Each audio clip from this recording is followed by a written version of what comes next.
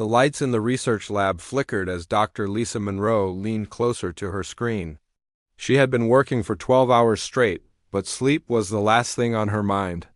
The symbols on her monitor glowed blue against the dark room. These weren't just any symbols. They were the final words of an entire civilization. The Cathari had been gone for 50,000 years. Their cities were dust. Their ships were broken metal floating in empty space. But their words remained, carved into stone tablets that had somehow survived the endless march of time. Lisa rubbed her tired eyes and looked at the translation again. The meaning was clear, but it made no sense. How could a race that had never met humans know about Earth? How could they know about things that hadn't happened yet? Still working, Lisa? Dr. Jake Sullivan walked into the lab carrying 2 cups of coffee. He was a tall man with kind eyes and messy brown hair. Jake specialized in dead languages, and he had been helping Lisa decode the Cathari writings for months. "I can't stop," Lisa said, taking the coffee gratefully. "Look at this, Jake. Really look at it." Jake sat down next to her and studied the screen. The translated text read, "The third world from the yellow star holds the Watchers. They guard something darker than the void between stars. They guard something worse than death itself." "It's about Earth," Jake said slowly, "but that's impossible. The Cathari never traveled to our solar system. Our records show they never even came close." Lisa clicked to the next file. "That's not the strangest part. Look at this entry. It's dated just 3 days before their civilization collapsed." The new text appeared, "The humans grow stronger with each cycle. The seal holds because of them. We have failed in our purpose. The Watchers do not know what they guard, but they guard it well. May the stars forgive us for what we could not do." Jake nearly dropped his coffee. They were watching us. For how long? That's what I've been trying to figure out. Lisa pulled up a timeline on her screen. "I've found references to Earth and humans scattered throughout their entire recorded history. That's over 10,000 years of records, Jake. They were watching us before we even invented writing." The lab door opened again, and Commander Kate Morrison walked in. She was a military woman with short red hair and sharp green eyes. Kate was responsible for security on the research station, but she also had a background in archaeology. "You two need to see this," Kate said. Her voice was tight with worry. "Dr. Chang found something in the Cathari energy readings. Something that doesn't make sense." They followed Kate through the corridors of the space station. The Meridian was humanity's most advanced archaeological research facility. It floated in the empty space between stars, far from any planet or sun. Here, scientists studied the remains of dead civilizations, trying to understand what had happened to them. Dr. Paul Chung was waiting for them in the physics lab. He was a quiet man who usually kept to himself, but today he looked excited and frightened at the same time. "I've been analyzing the energy signatures from the Cathari ruins," Paul said without greeting them. "You know how every civilization leaves behind traces of their technology, energy patterns that tell us how advanced they were?" Lisa nodded. "It's how we date most ruins. The more advanced the civilization, the more complex their energy signatures." "Right. But the Cathari readings are wrong. They're impossible." Paul pulled up a holographic display. "Look at this. These readings show they had technology far beyond anything we've ever seen. They could manipulate space and time itself." Jake whistled softly. "That's impossible. If they were that advanced, what could have destroyed them?" Paul's face was pale. "That's not the worst part. I found traces of this same technology at 17 other archaeological sites. All of them are civilizations that went extinct. All of them had the same impossible level of advancement just before they disappeared." The room fell silent. Lisa felt a chill run down her spine. "Show me the sites." Paul activated a star map. Red dots appeared across the galaxy, marking the locations of dead civilizations. Every one of these races reached the same level of technology. Every one of them had the same energy signature in their final years. And every one of them left behind ruins that mention Earth. "That's not possible," Kate said. Some of these civilizations died hundreds of thousands of years ago. Humans were barely walking upright then. I know it's not possible, Paul said. But the evidence is right here. Every single one of these civilizations was watching Earth in their final days. They all left behind the same kind of monitoring equipment, all pointed toward our solar system. Lisa sat down heavily in a chair. Her mind was racing. What were they watching for? I don't know, Paul admitted. But whatever it was, they all failed to stop it. Every single one of them died trying to do something related to Earth and humans. Kate crossed her arms. This has to be reported to Earth Command. If there's some kind of threat that's been destroying civilizations for hundreds of thousands of years, they need to know. Wait, Lisa said. Before we report anything, I need to check something. She turned to Jake. You said you've been working on other dead languages, right? Not just Cathari? Jake nodded. I've been helping with translations from 6 different extinct civilizations. Why? I need you to search their records for any mention of Earth or humans, any reference at all, no matter how small. Jake's eyes widened as he understood what she was asking. You think they all knew about us? I think they all died because of us, Lisa said quietly, or because of something connected to us. Over the next 3 hours, Jake searched through thousands of translated documents. What he found made everyone in the room go quiet. Every civilization had known about Earth. Everyone had been watching humans. And everyone had left behind the same basic message. Humans were guarding something that must never be released. The Vorthan Empire had called humans the Eternal Sentinels. The Crystalline Collective had referred to Earth as the prison world. The Nebula Wanderers had left only one message about humans. The third planet guards the sleeper. What sleeper? Kate asked. What are we supposed to be guarding? Lisa looked at the data again. The pattern was clear, but it made no sense. How could humans be guarding something they didn't even know existed? How could civilizations that had never met humans know so much about them? I don't know, she admitted, but I think we need to find out. Because if these civilizations were right, if we really are guarding something, then we need to know what. Happens if we fail, Paul checked his instruments again. The energy readings are getting stronger. Whatever these civilizations were monitoring, it's still active, and it's growing. Outside the station, the stars continued their eternal dance. But now Lisa wondered if they were dancing around something dark and terrible. Something that had been sleeping for millions of years, waiting for the right moment to wake up. Something that only humans could keep asleep. The message from the Meridian Research Station reached Earth 3 days later. It traveled through the quantum communication network that connected human colonies across the galaxy. By the time it arrived at the United Earth Science Council building in Geneva, it had been marked as Priority Level Red. Dr. Alan Price was eating lunch in his office when the alert came through. He was a heavy man with gray hair and tired eyes. As head of the Senorchaeology Division, he had read thousands of reports about dead civilizations. But this one made him stop chewing. He read the message twice, then called his assistant. Cancel all my meetings for the rest of the week. I need to pull every single file we have on extinct alien civilizations, everything. All of them, sir? His assistant asked. That's over 200 different races. Every single one, Alan said. And get me a secure line to the Defense Council. They need to hear about this. Within hours, teams of scientists across Earth were digging through old research files. What they found made no sense, but the pattern was impossible to ignore. The Zephyrians had died out 90,000 years ago.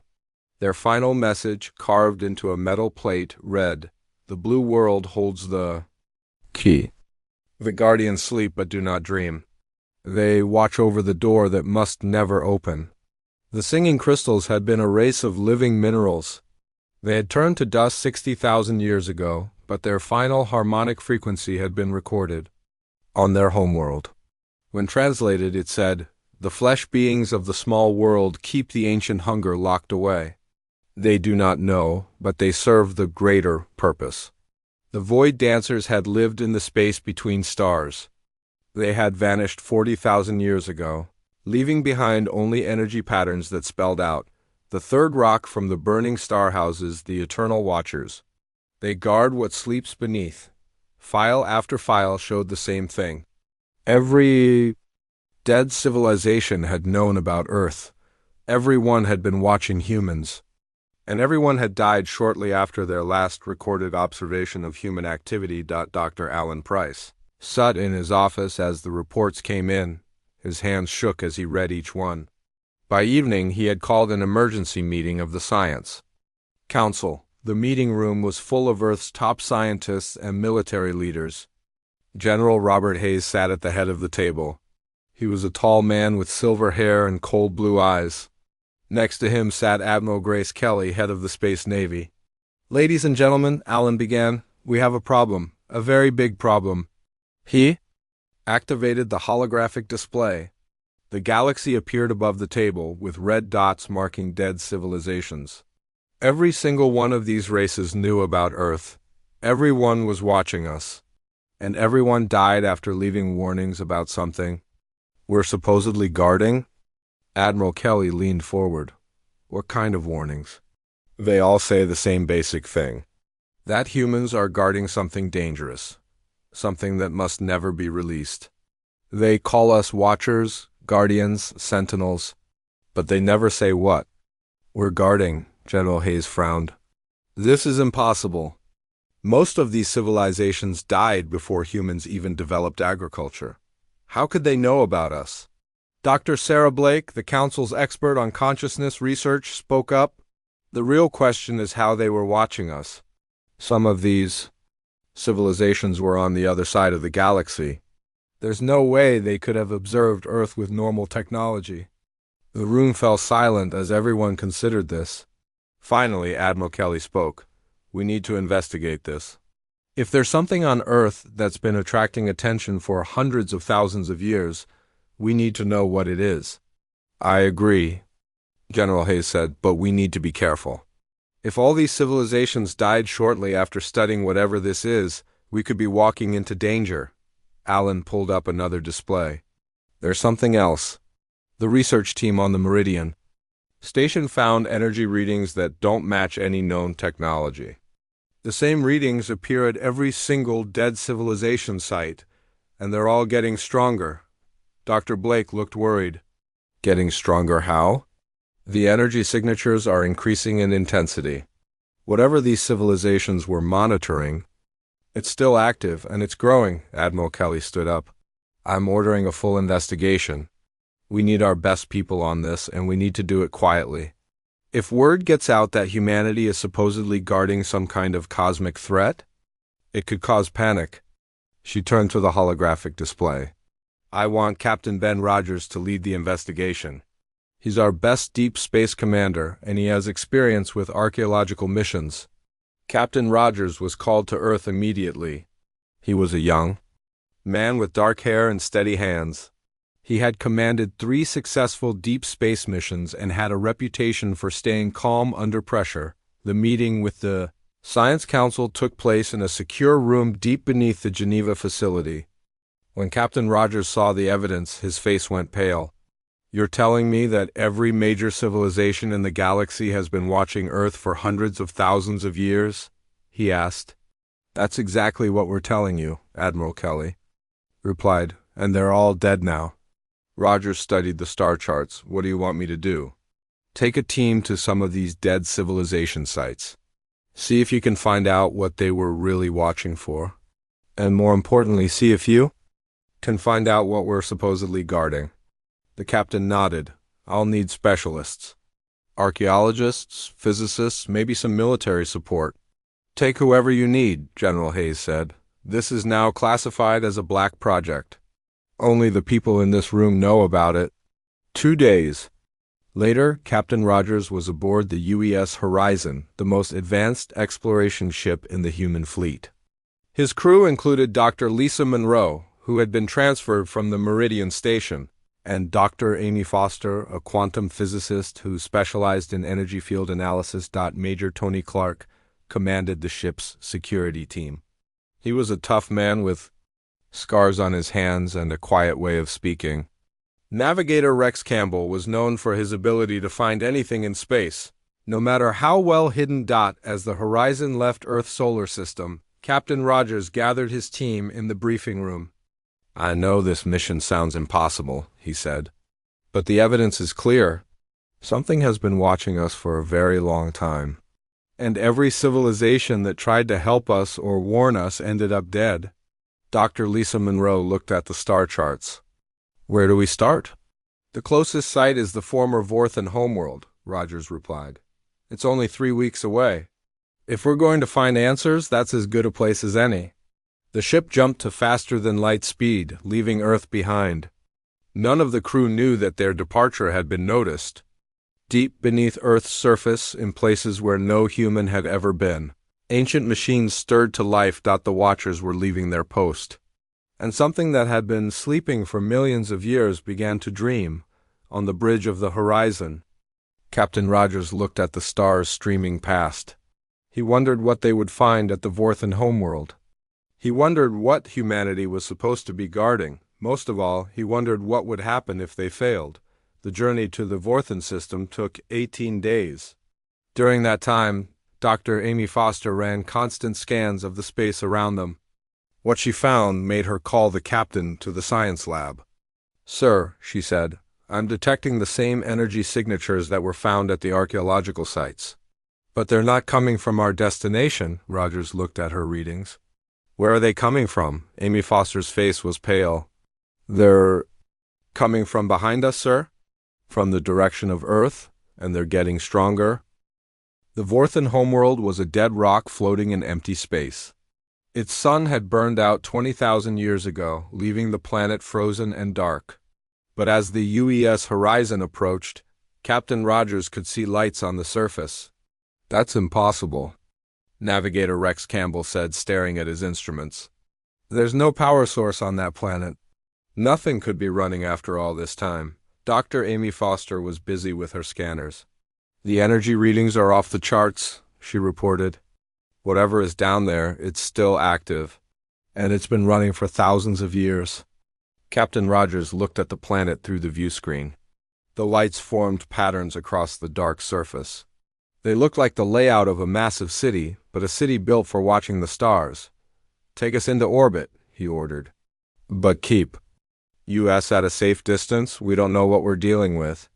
The landing party consisted of Captain Rogers, Dr. Lisa Monroe, Major Tony Clark, and Dr. Amy Foster.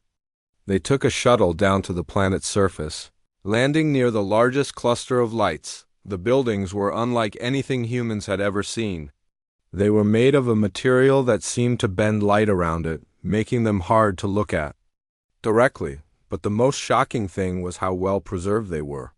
After 20,000 years in the cold vacuum of space, they looked like they had been built yesterday.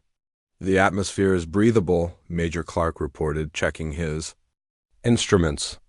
"The buildings are generating their own air and heat. How is that possible?" Dr. Amy Foster was scanning the nearest structure. "The energy source is incredible. It's like they found a way to tap into the fabric of space itself." They entered the largest building through an opening that seemed to sense their approach. Inside, the walls were covered with screens showing images from across the galaxy. But most of the screens were focused on one particular star system. "That's our solar system," Dr. Lisa Monroe said, pointing at the largest screen. "That's Earth." The images showed Earth from every angle. They showed the moon, the other planets, even the asteroid belt. But the most detailed images were of Earth's surface. The screens showed human cities, human ships, even individual humans going about their daily lives. "They were watching us," Captain Rogers said quietly. "All this time they were watching us." Dr. Amy Foster found a control panel and managed to activate it. The screens changed, showing different time periods. They saw Earth as it was thousands of years ago, with smaller human settlements and simpler technology. Then the images shifted to show the future, with more advanced human cities and ships. "This is impossible," Major Clark said. "How can they show images of the future?" "It's not showing the future," Dr. Amy Foster realized. "It's showing predictions. They were trying to predict how human civilization would develop. Lisa found another section of the building. This one contained what looked like a massive library. The walls were covered with symbols and text in the Vorthan language, but scattered throughout were references to Earth and humanity. "Look at this," she called to the others. "They have detailed studies of human behavior. They knew about our wars, our technology, even our art and music. They were studying us like we were laboratory animals." Captain Rogers examined the texts. Even though he couldn't read the Vorthan language, he could see the patterns. Charts showing human population growth. Maps of human expansion into space. Analysis of human psychological patterns. But why? He asked. Why were they so interested in us? Dr. Amy Foster found the answer in a section of the building that looked like a command center. The walls here showed not just Earth, but something beneath it. The images showed the planet's core, but there was something else there, something that didn't belong. "Captain," she said, her voice shaking, "you need to see this." The screens showed Earth's interior in detail. The normal layers of rock and metal were there, but in the very center was something else. It was huge, bigger than most cities, and it was moving. "What is that thing?" Major Clark asked. "I don't know," Amy admitted. "But according to these readings, it's been there for millions of years, and it's been growing stronger." Lisa found more text on the walls. With her knowledge of ancient languages, she was able to translate some of it. What she read made her go pale. "The Vorthans weren't just watching us," she said. "They were trying to help us. They knew about this thing inside Earth, and they were trying to warn us about it." "Warn us about what?" Captain Rogers asked. "They call it the sleeper. They say it feeds on consciousness and intelligence. The more advanced a civilization becomes, the more it attracts the sleeper's attention. And once the sleeper wakes up, it consumes everything." The room fell silent as everyone processed this information. Finally, Major Clark spoke. "If this thing is so dangerous, why haven't we noticed it?" Dr. Amy Foster was studying the energy readings. "Because we've been keeping it asleep without knowing it. Look at these patterns. Every time human civilization has had a major conflict or period of chaos, the sleeper's energy levels drop. It's like human emotions create some kind of interference that keeps it dormant." "But that doesn't make sense," Captain Rogers said. "If conflicts keep it asleep, then why are the Vorthans warning us about it?" Lisa found more text on the walls. "Because the effect is temporary. Each time we advance technologically, we get closer to waking it up. And once it wakes up, it won't just destroy humanity. It will spread across the galaxy, consuming every intelligent species it encounters.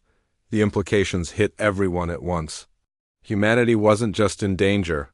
They were the key to preventing a galactic catastrophe. We need to contact Earth Command." Captain Rogers said. "They need to know about this."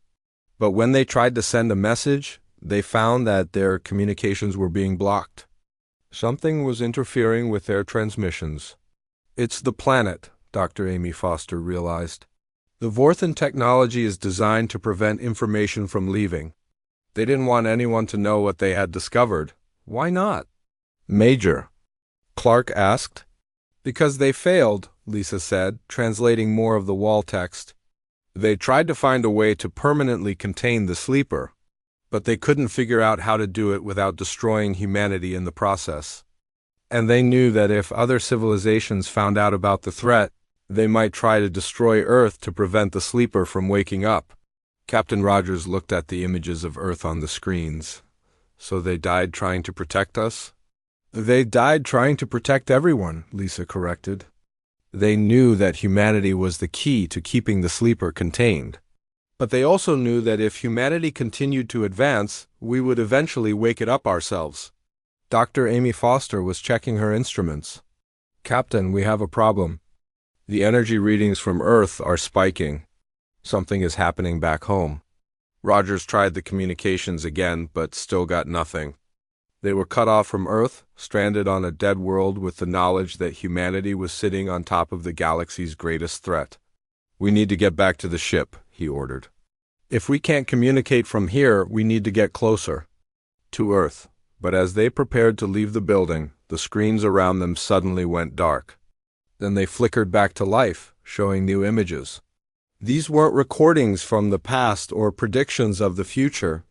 These were happening right now. The images showed Earth's major cities, but something was wrong. The energy readings that Dr. Amy Foster had been tracking were causing visible effects. The sky above the cities was flickering with strange colors, and in some places the ground itself was beginning to crack. "It's starting," Lisa whispered. "The sleeper is beginning to wake up." Captain Rogers looked at his team. They were millions of miles from Earth, trapped on a dead world with no way to warn anyone. And back home, humanity was about to face a threat that had destroyed countless civilizations before them. "We need to find a way off this planet," he said, "and we need to find it now." But as they ran toward the exit, the building systems activated one final time. The screen showed one last message, written in simple English that any human could understand. "The watchers have left their posts. The sleeper stirs. May the stars forgive what comes next." The journey back to Earth took 2 weeks. 2 weeks of watching the energy readings grow stronger with each passing day. 2 weeks of trying to contact Earth Command without success. 2 weeks of wondering if they would arrive home to find their planet destroyed. Captain Rogers stood on the bridge of the UES horizon, watching the stars streak past. Dr. Amy Foster worked at her station, monitoring the strange signals coming from Earth. The readings were unlike anything she had ever seen. "The energy spikes are getting bigger," she reported. "Whatever is happening on Earth, it's accelerating." Dr. Lisa Monroe was studying the Vorthan data they had brought back. She had managed to translate more of their records, and what she found made her stomach turn. "Captain, I think I know why the Vorthans died out." Rogers turned to her. "What did you find?" "They didn't just die naturally. They were consumed. The sleeper on their world woke up and ate their entire civilization. That's why their planet is dead." Major Tony Clark looked up from his weapons console. "You're saying every planet with intelligent life has one of these things?" "Not every planet," Lisa corrected, "but every planet that develops advanced technology. The sleeper is attracted to complex thought patterns. The more intelligent a species becomes, the more it feeds the thing sleeping beneath their world." The ship's communication system suddenly crackled to life. A voice came through the static, weak but clear. "UES Horizon, this is Earth Command. Respond immediately." Captain Rogers grabbed the microphone. "Earth Command, this is Captain Rogers. We've been trying to contact you for weeks. What's your status?" "Captain, return to Earth immediately. We have a situation here that requires your expertise." "You're being directed to Antarctica, coordinates being transmitted now." Rogers looked at his crew. The voice from Earth Command sounded strained, almost frightened. "Understood, Earth Command. We'll be there in 6 hours." As the horizon approached Earth, the crew could see that something was wrong. The planet's magnetic field was fluctuating wildly. Aurora lights danced across the sky in places where they had never appeared before. And in the ocean near Antarctica, the water was glowing with an eerie blue light. "The energy readings are off the charts," Dr. Amy Foster said. "It's like the planet is trying to tear itself apart." They landed at a secret military base buried deep in the Antarctic ice. The base was bigger than any facility the crew had ever seen. Tunnels and chambers extended far underground, disappearing into the frozen earth. Admiral Grace Kelly met them at the landing pad. Her face was pale, and she looked like she hadn't slept in days. "Captain Rogers, thank God you're here. We need to show you something." She led them through the base, past rooms full of scientists and military personnel. Everyone looked worried. Some were packing equipment, as if preparing to evacuate. "How long has this base been here?" Captain Rogers asked. 40 years, Admiral Kelly replied. "We built it after we first detected the energy readings from beneath the ice. We've been studying the phenomenon ever since." They entered an elevator that descended for what felt like miles. When the doors opened, they found themselves in a vast underground chamber. The walls were lined with monitoring equipment and computer screens, and in the center of the room was a massive window looking down into the earth itself. Dr. Nick Torres was waiting for them. He was a thin man with nervous eyes and hands that shook when he spoke. "Captain, you need to understand what you're looking at. This changes everything we thought we knew about our planet." Through the window, they could see deep into the Earth's core. The normal layers of rock and metal were there, but in the very center was something that defied all logic. It was huge, easily the size of a city, and it was moving. "What is that thing?" Major Clark asked. "We call it the core entity," Dr. Torres explained. "It's been there for millions of years, possibly since the planet formed. For most of that time, it's been dormant. But about 50 years ago, it started showing signs of activity." Dr. Amy Foster was studying the readouts. "These energy levels are incredible. This thing is generating more power than our entire civilization." "Uses, that's not the worst part," Dr. Torres continued. "The entity feeds on consciousness. Every thinking being on the planet is connected to it through quantum fields we don't fully understand. The more complex our thoughts become, the more it feeds." Lisa looked at the data displays. "This matches what we found in the Vorthan records. They called it the sleeper." "They said it consumes entire civilizations," Admiral Kelly nodded grimly. "We've been monitoring other planets with advanced life. Every single one has shown the same pattern. The species develops technology, the entity beneath their world awakens, and then the planet goes silent. But why haven't we been consumed already?" Captain Rogers asked. Dr. Sarah Blake stepped forward.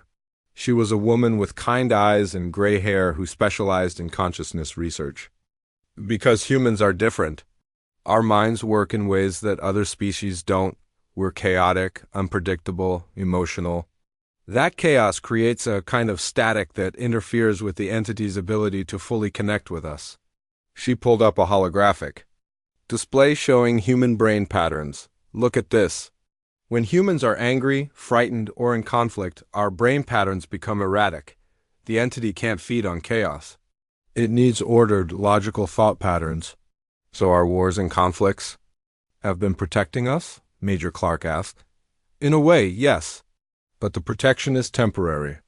As we become more advanced, as we develop more sophisticated technology, our thought patterns become more ordered. And the entity is getting stronger." Dr. Torres activated another display. "Look at this timeline. Every major technological breakthrough in human history has caused a spike in the entity's energy levels. The invention of computers, space travel, quantum mechanics, each advance brings us closer to waking it up completely." Captain Rogers studied the data. "How long do we have?" "Based on current trends, maybe 6 months, maybe less." Dr. Torres looked at the window into Earth's core. "Once it fully awakens, it will consume every thinking being on the planet, and then it will spread to other worlds." The room fell silent. Everyone was thinking the same thing. Humanity was trapped. If they continued to advance, they would wake up the entity. If they stopped advancing, other species in the galaxy would eventually surpass them and wake up their own entities. "There has to be a way to stop it," Lisa said. "The Vorthans must have found something. They were studying this for thousands of years." "They found something," Admiral Kelly said, "but it's not good news." She led them to another section of the facility. This room was filled with artifacts from dead civilizations, weapons, tools, and devices that no human fully understood. "Every civilization that faced this threat tried the same things," she explained. "They tried to destroy the entity with weapons. They tried to contain it with technology. They tried to escape to other worlds. Nothing worked." "What about the ones that succeeded?" Captain Rogers asked. "There must be some civilizations that found a way to survive." Admiral Kelly shook her head. "There are none. Every advanced civilization in the galaxy has either died out or never developed past a certain point. We're the first species to get this far while keeping our entity dormant." Dr. Blake pulled up more data. "But we've learned something the other civilizations didn't know. The entity doesn't just feed on individual minds, it feeds on the collective consciousness of the entire species. Our chaos protects us because it makes our collective consciousness impossible to digest. So what do? Captain Rogers asked. We have a plan, Admiral Kelly said. But it's incredibly dangerous. We think we can enter the entity's dimensional space and try to contain it permanently. But everyone who has tried this before has been killed instantly. Dr. Torres looked at the monitoring equipment. The entity is stirring faster now. Your departure from Earth seems to have triggered something. It's like it knows the Watchers are active. Captain Rogers looked at his crew. They had come back to Earth hoping to deliver a warning. Instead, they had found that humanity was already fighting for its survival. What do you need us to do? He asked. Admiral Kelly smiled grimly.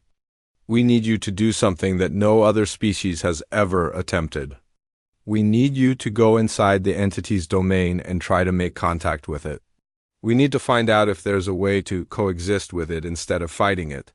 And if there isn't, Major Clark asked, then we'll have to make the same choice every other civilization has made, she replied.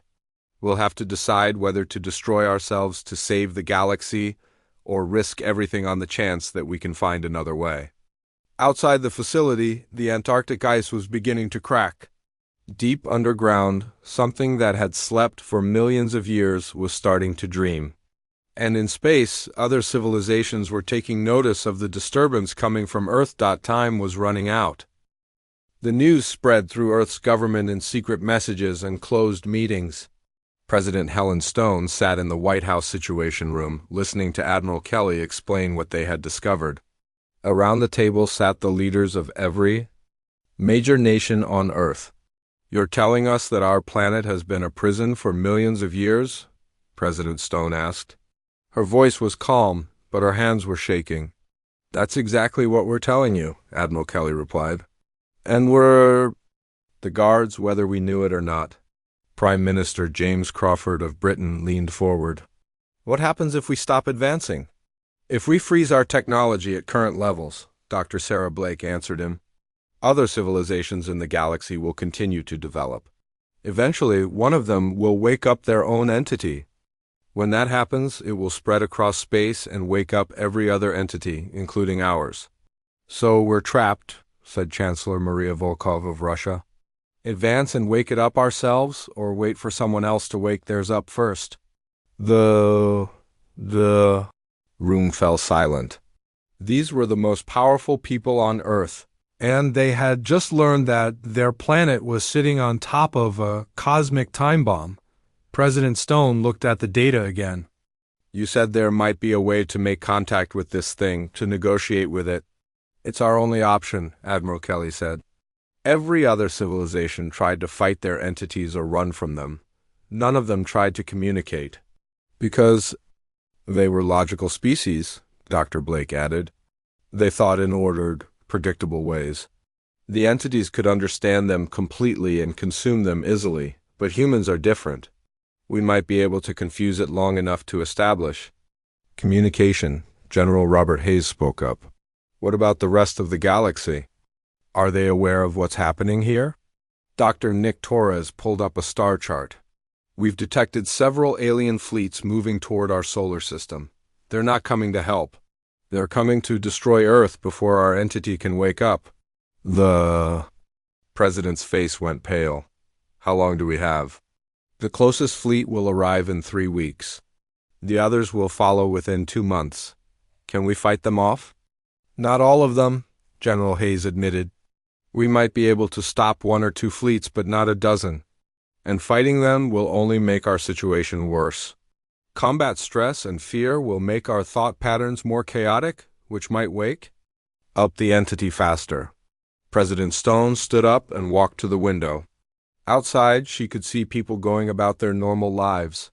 They had no idea that their world was about to change forever. What do you need from us?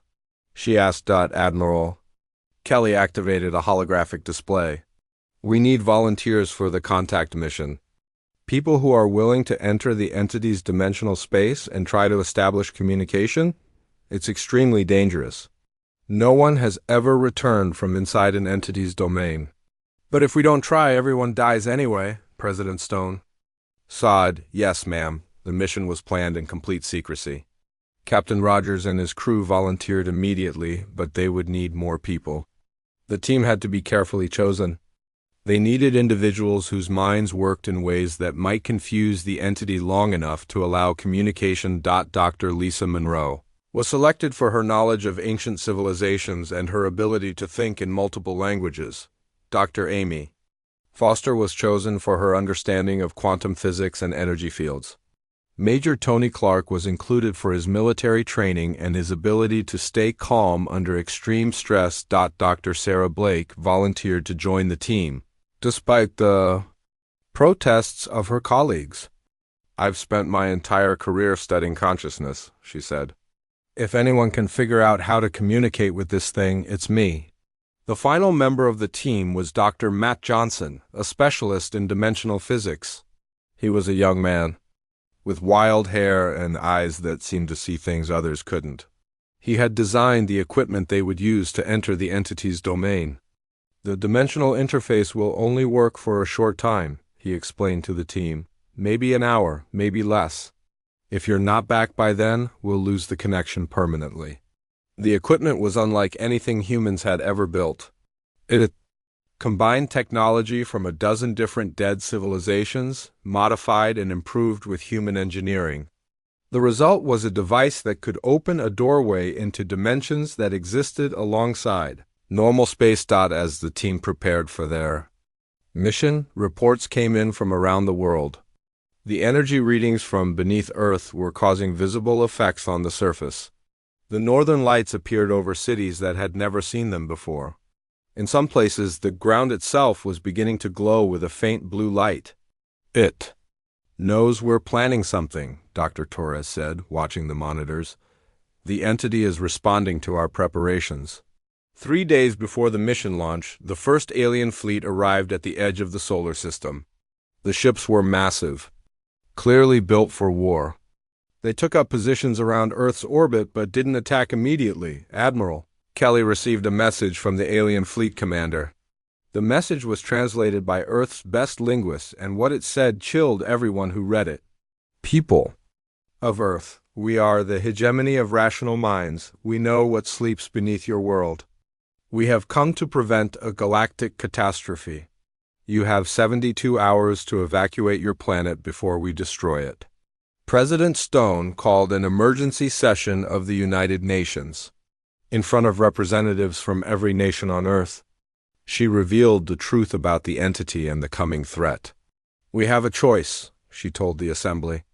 We can evacuate our planet and let these aliens destroy our home, or we can try something that has never been attempted before. We can try to save not just Earth, but every world in the galaxy. The vote was unanimous. Humanity would make the attempt. The dimensional interface was built in the deepest part of the Antarctic facility, directly above the entity's location. The chamber was filled with equipment that hummed with barely contained energy. At the center was a platform surrounded by metal rings that glowed with strange light. Captain Rogers looked at his team. Everyone understands what we're trying to do here. We're not going in there to fight, we're going in to talk. To find out if there's a way for these entities to exist without consuming entire civilizations. Dr. Sarah Blake checked her equipment. One last time. Remember, our chaotic thought patterns are our protection. Don't try to think logically while we're in there. Let your minds wander. Be as human as possible. Dr. Amy Foster was monitoring the energy readings. The entity knows. We're here. It's responding to our presence. Energy levels are spiking across the board. Outside the facility, the alien fleet was moving closer to Earth. Admiral Kelly estimated they had less than 24 hours before the aliens began their attack. It's time, Captain Rogers said. The team stepped onto the platform. Dr. Matt Johnson activated the dimensional interface. The metal rings began to spin faster and faster until they became a blur of light. The air in the chamber crackled with energy. Opening the doorway now, Dr. Johnson said. Reality tore open in front of them. Through the opening, they could see a place that existed beyond normal space and time. It was a realm of swirling colors and impossible geometries where the laws of physics meant nothing, and in the center of it all was something vast and ancient, something that had been sleeping for millions of years but was now beginning to wake up. The entity sensed their presence immediately.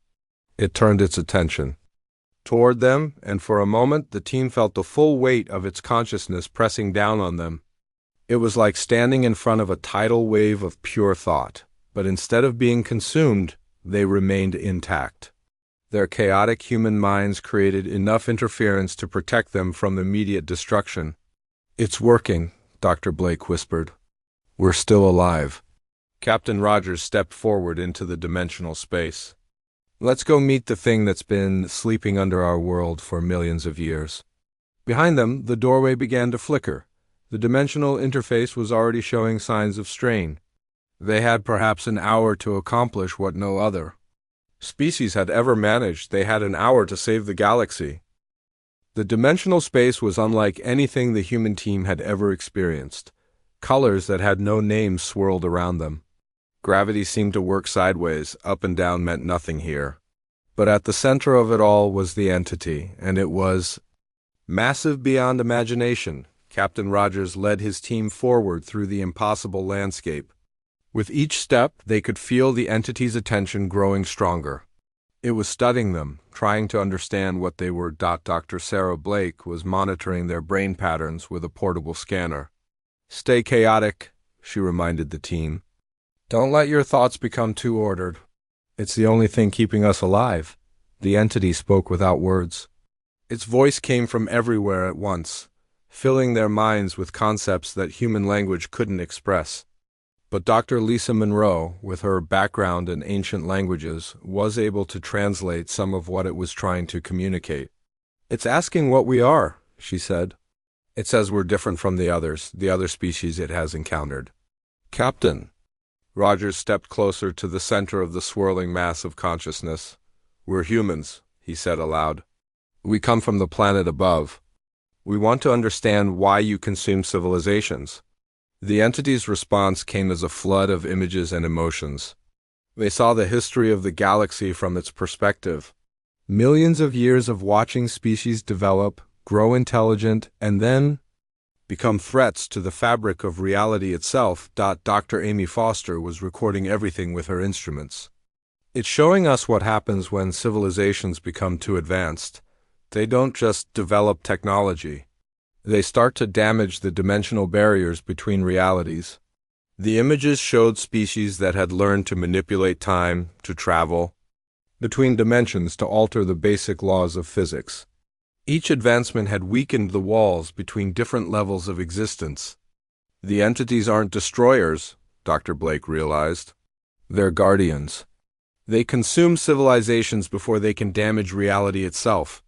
The entity confirmed this with another wave of communication.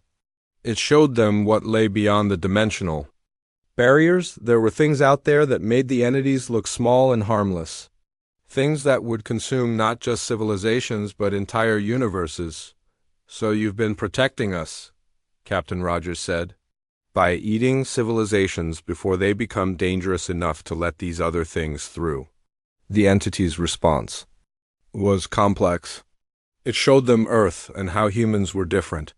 Where other species developed in logical, predictable patterns, humans had grown chaotically. Their wars, their conflicts, their emotional instability had created a kind of natural interference that kept the dimensional barriers strong. "We're natural guardians," Dr. Lisa Monroe said in wonder. "Our chaos keeps the barriers intact without the entity needing to consume us." But the entity showed them more. It revealed that as humans became more advanced, their thought patterns were becoming more ordered. Their technology was making them more logical, less chaotic. Soon they would become like every other advanced species, and then the entity would have to consume them too. Dr. Amy Foster looked at her readings. "The dimensional interface is starting to fail. We don't have much time left." Captain Rogers faced the entity directly. "There has to be another way. Can't we work together?" Can't humans help you guard these barriers without being consumed? The entity's response was filled with doubt. It had tried cooperation before with other species, but every time the species had eventually become too ordered, too logical, they had always ended up threatening the barriers. But we're different, Dr. Blake insisted. We can stay chaotic, we can control our development. The entity showed them images of human cities, human technology, human space travel. All of it was becoming more organized, more efficient.